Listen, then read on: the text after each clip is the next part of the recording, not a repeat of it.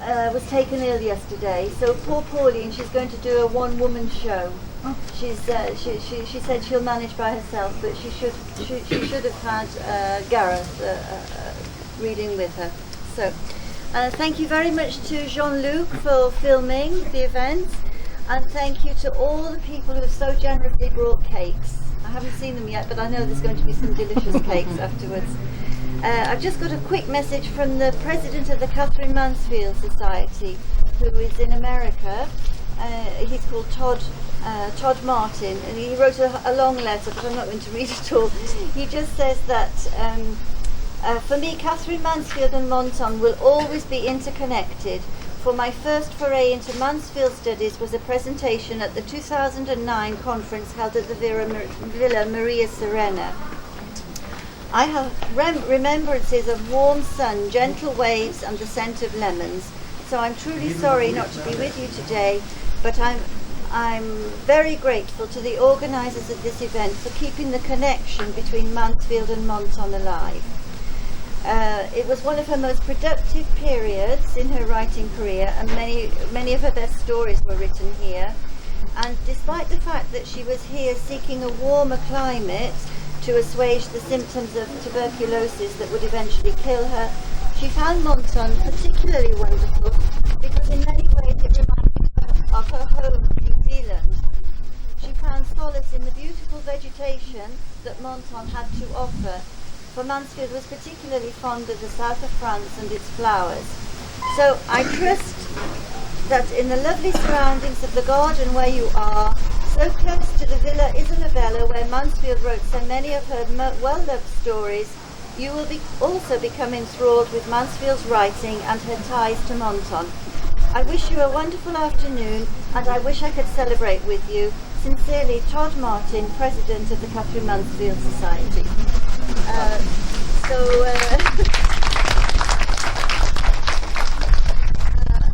that I think Marie-Pierre is going to say a few words. Juste quelques petits mots pour reprendre ce que Ronce a dit. On est au 101e anniversaire cette année. Le 100e, ça devait être l'an dernier. Malheureusement, comme vous le savez, on n'a pas pu le faire. Donc on est vraiment très très content de vous retrouver cette année pour fêter ça. Et voilà, c'était toutes les lettres, toutes les nouvelles que nous allons lire ont été écrites à la Villa Isabella qui est de l'autre côté. Oui. En 1921. Alors maintenant, on va se séparer, non? En deux. Donc, on se séparer en deux. En deux groupes. C'est Betty qui va en bas. Betty et Jocelyne. Alors, vous suivez avec Betty. Pauline qui est en bas. Pauline est déjà là. Alors, à peu près la moitié de Menton. She wrote many letters, poems, and a short story. We're going to read you some examples of those pieces of work, and the works have all been written from when she stayed here in Menton in the 1920s.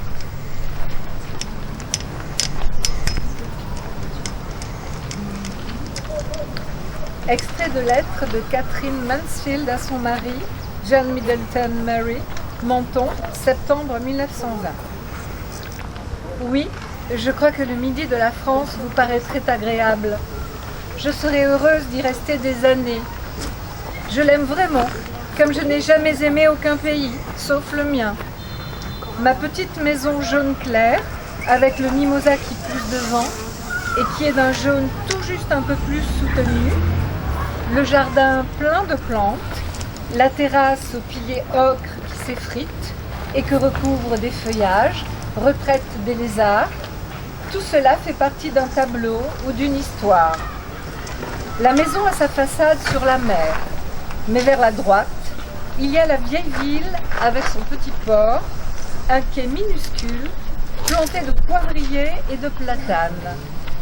Cette vieille ville, bâtie tout contre le coteau, muraille solide, dirait-on, de forme et de couleur, est la plus jolie chose que j'ai jamais vue. While Katherine was in Menton, she wrote many letters to her husband in New Zealand. His nickname was Bogey, and she signed herself Wig. Here are two examples. Letter to J.M. Murray, September the 25th, 1920. My own precious bogey, it's 6:30, just on sunset. The sea, a deep hyacinth blue. Silver clouds floating by like sails, and the air smells of pine, and the bay of charcoal fires. Divine evening, heavenly fair place. The second letter was written on the 3rd of October, 101 years ago. The garden menagerie includes snakes. A big chap, as thick as my wrist, as long as my arm, slithered along the path this morning and melted into the bushes. It wasn't horrid or fearful, however. As to the mice, Marie's pH seems to snap in the most revolting way. A fat one was offered to a marauding cat at the back door yesterday, but it refused it. Molisson, tu veux un morceau de sucre avec? I heard Marie scold.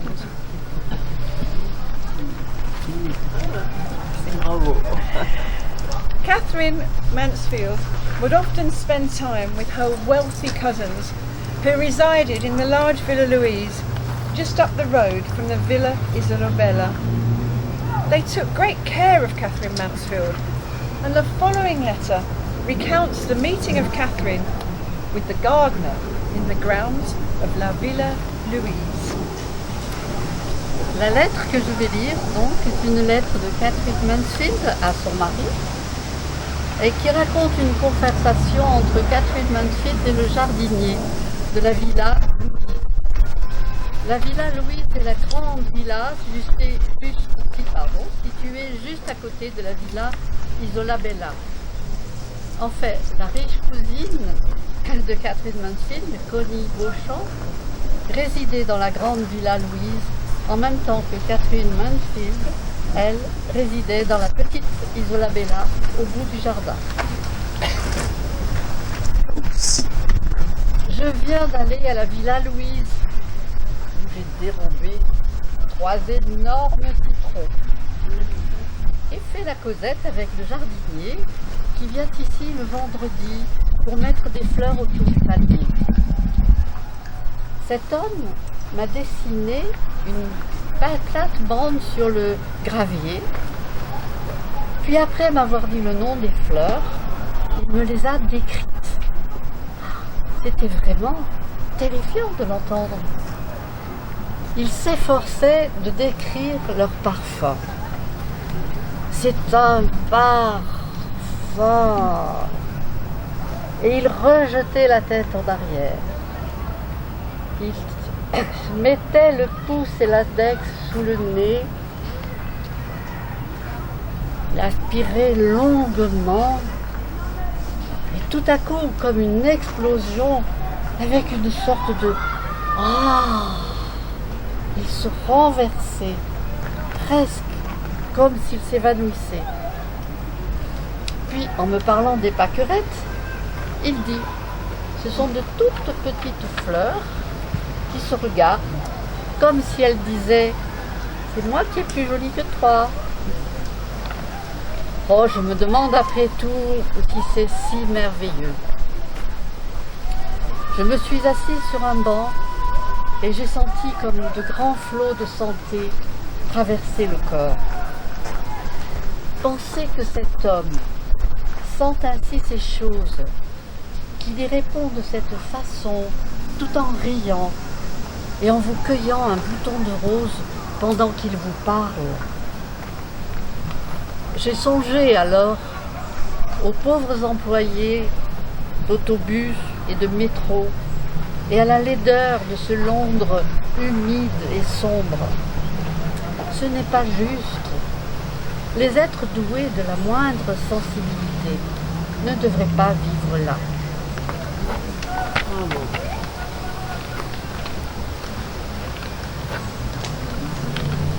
The following is another letter written in September 1920, again to her dear Bogey. Just a line more. The lizards here abound. There is one big fellow, a perfect miniature crocodile, who lurks under the leaves that climb over a corner of the terrace. I watched him come forth today, very slithly, and eat an ant. You should have seen the little jaws, the flick of the tongue, the queer rippling pulse just below the shoulder. His eyes too.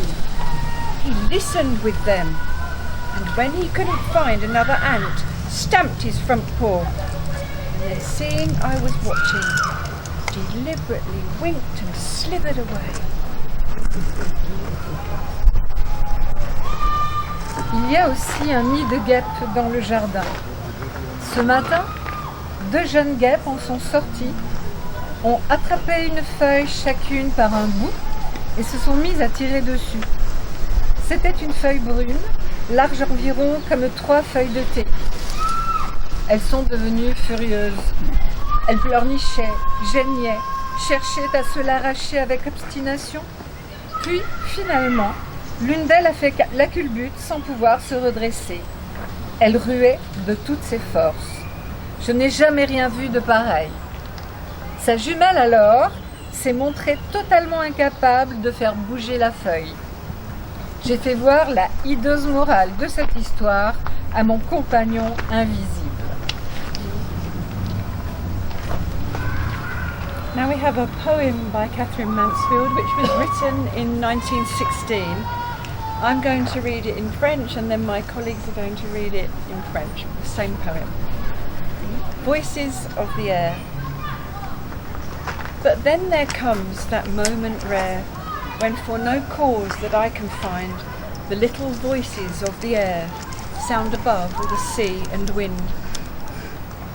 The sea and wind do then obey, and sighing double notes of double basses content to play a droning chord for the little throats. The little throats that sing and rise up into the light with lovely ease, and a kind of magical sweet surprise to hear and know themselves for these little voices, the bee, the fly, the leaf that taps, the pod that breaks, the breeze on the grass tops bending by, the shrill quick sound the insect makes, the insect hanging upon a stem, and beads of water dropping along the mosses, the big rocks and diadem, and its infinite silent song. The silent song, so faint, so rare, that the heart must not beat, nor the quick blood run, to hear the inspired voices of the air.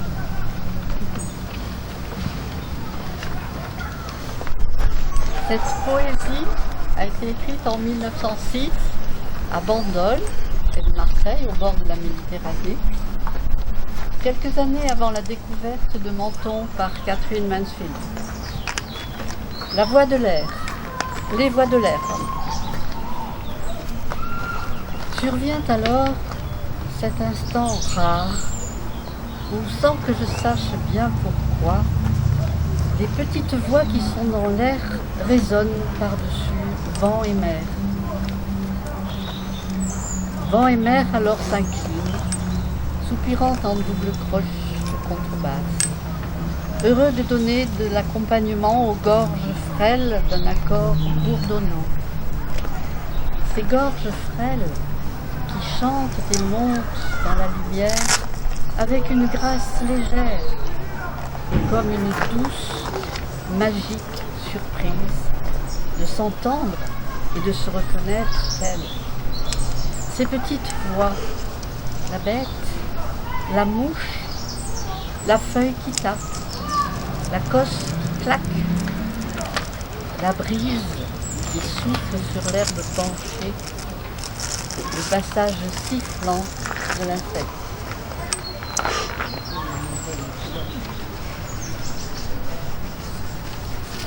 Sorry.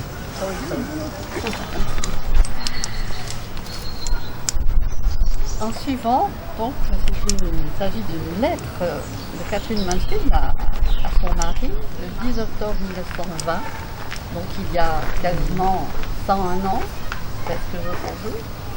Catherine Mansfield écrit à son mari pour lui dire qu'elle vient de finir sa dernière nouvelle qui s'appelle La jeune fille. La nouvelle se passe à Monaco, près du casino. Catherine lui envoie sa seule copie de l'histoire, jointe à cette lettre pour avoir son avis. Et c'est la seule copie. So the next letter was written 101 years ago today, and Catherine tells her dear husband of her new short story about a boy called Henny, and she sends him the only copy she has. Darling Bogey, I send the story. Oh, as usual, I am in a foolish panic about it. But I know I can trust you. You know how I choose my words. They can't be changed. And if you don't like it, or think it is wrong, just as I'd rather you didn't print it, I'll try and do another. Will you please tell me, if you've time, what you think about it? Again, as usual, I burn to know and see you. There's no one's here, you see. It was one of my hallucinations. I wrote it straight off, and I've no copy. Wig. P.S.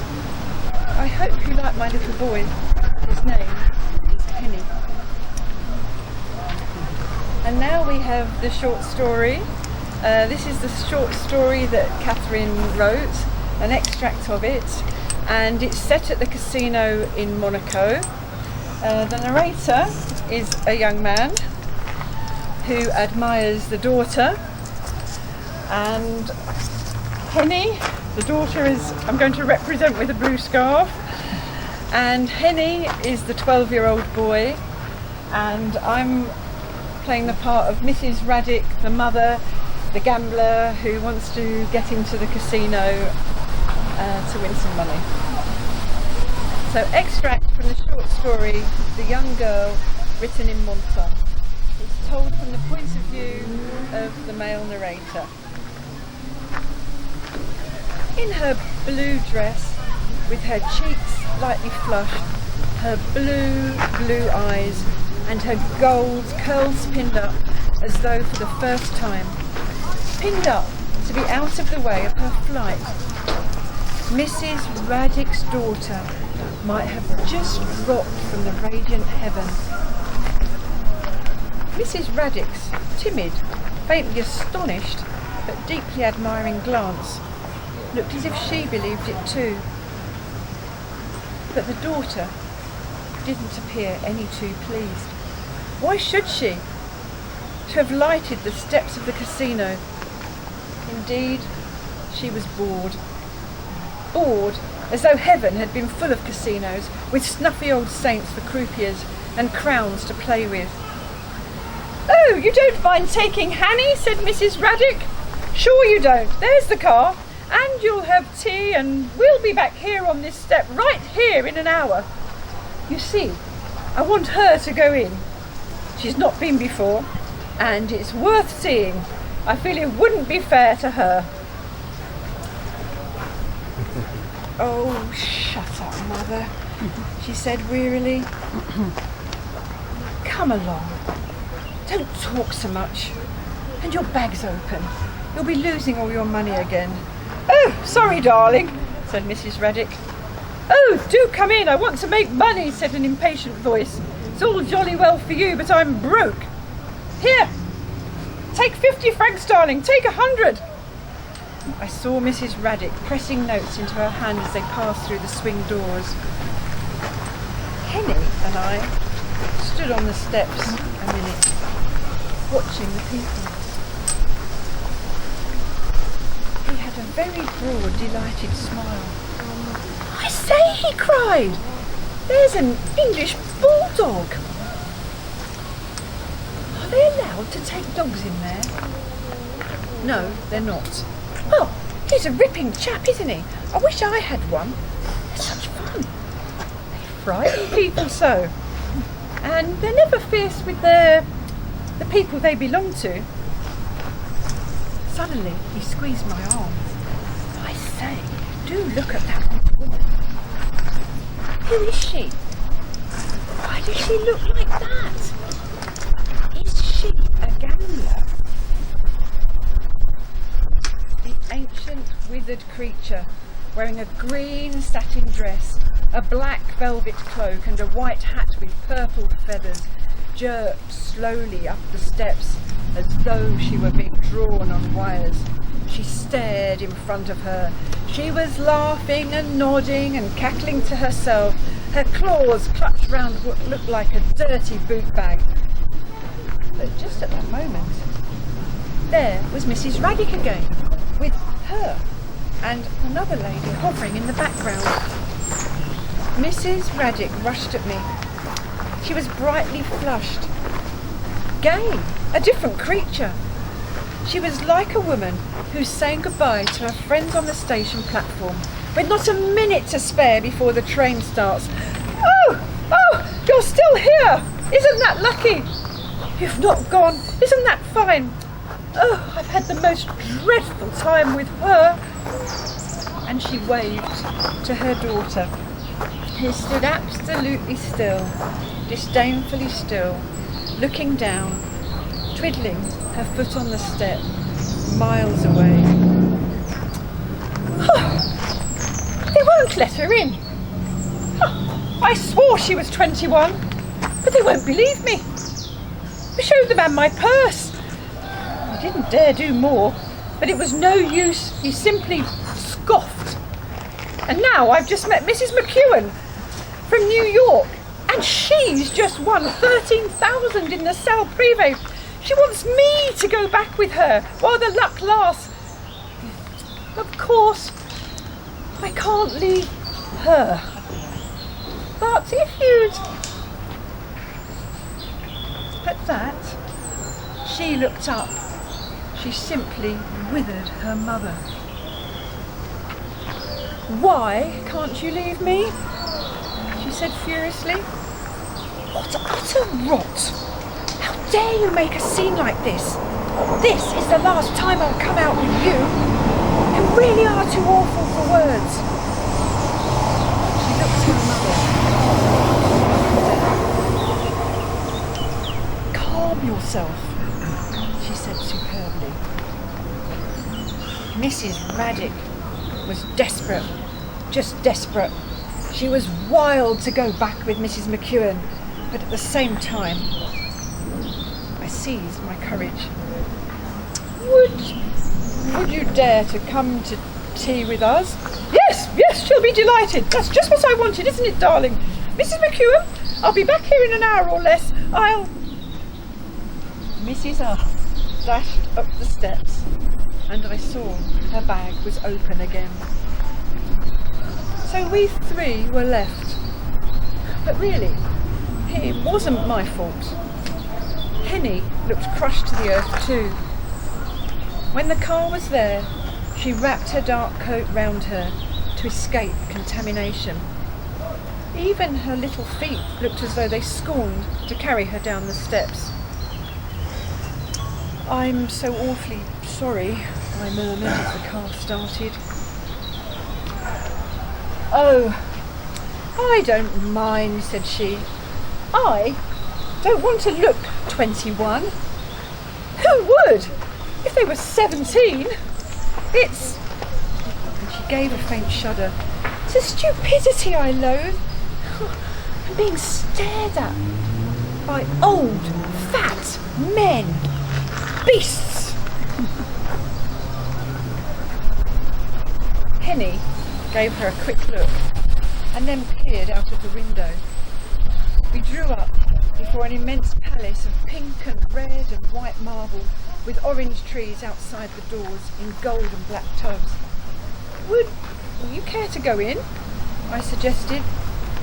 She hesitated, glanced, bit her lip and resigned herself. Oh well,